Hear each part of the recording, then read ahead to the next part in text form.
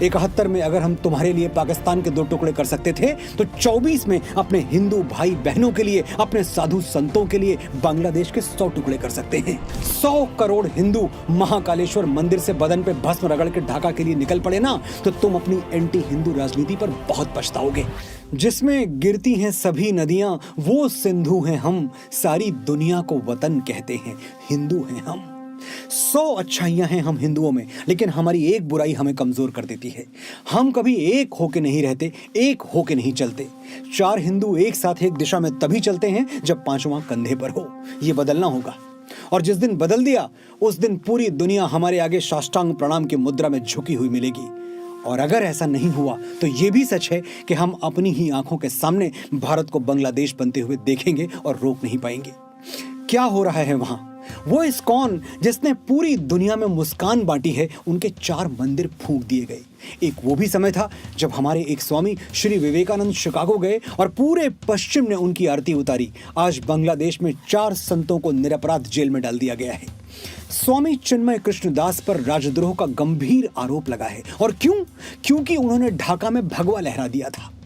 एक सनातनी भगवा नहीं लहराएगा तो क्या सजदा करेगा? अपनी बात कहने का, अपना पक्ष रखने का मौका तक नहीं दिया जा रहा हमारे संतों को। कोई फेयर ट्रायल नहीं, कोई दलील नहीं, कोई वकील नहीं।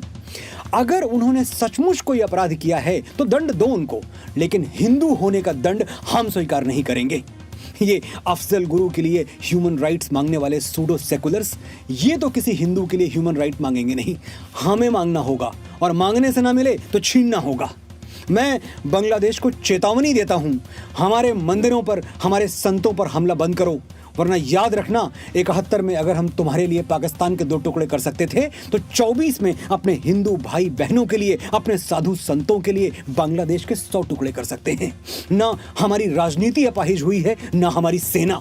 जितना बारूद हमारे फौजियों की बंदूकों में है उतना ही महाकाल की भस्म में भी है।